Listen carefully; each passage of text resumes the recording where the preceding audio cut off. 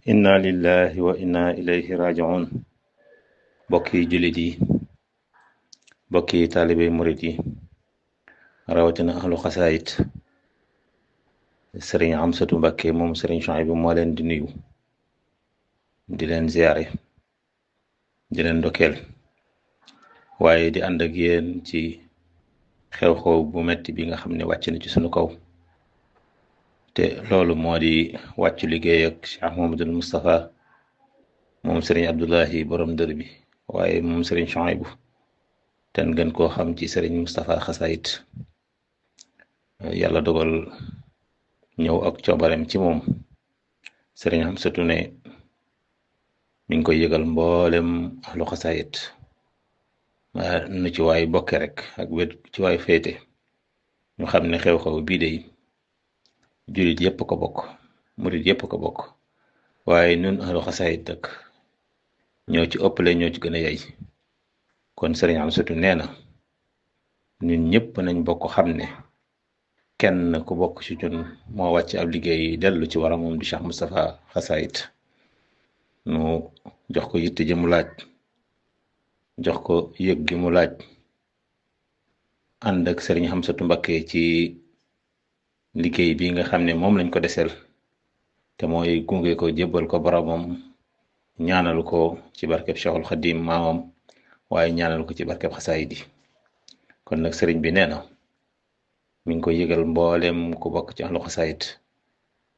moo xam daara la moo xam daayira la moo xam kuréel la moo xam kenn la kenn ku ne ci ñooñi ma lim ak wet gu féete ci xasida yi sëriñ Amsatu nee na mi ngi la ko yëgal bëgg nañ ñëpp nu àndandoo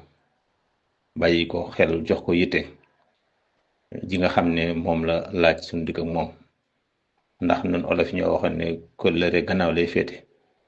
te ku yëngu ci xasida yi rek sëriñ Moustapha sa wëllëree ab delluwaay la woon ab royuwaay la woon ab soññeekuwaay la woon kon sëriñ Amsatu nee na ñun ñëpp nañ ko bàyyi xel képp koo xam ne yaa ngi Tuuba ba fa nga nekk mën nga faa bàyyi koo ñëw Tuuba sëriñ Amsatu nee na mi ngi lay woo ci liggéey boobu nga ñëw ànd koog ñun koo xam ne fa nga nekk yàlla dogal na mënoo fa bàyyi ko di ñëw Tuuba ak ñooñee fa ñu ne foofay seen Tuuba nañ fa daje luñ mën ci xasida yi nañ ko jàng lu mu gën a bari gën a baax ndax moom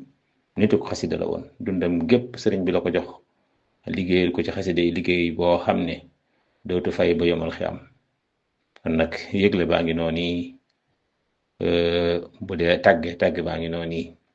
ñun ñëpp ñu bokk xam ne daal sëriñ Moustapha xasaayit moom sëriñ Abdullahi borom dër bi waaye moom sëriñ Suhaybu Mbakke moom xasaayit yi moo fi bàyyi ko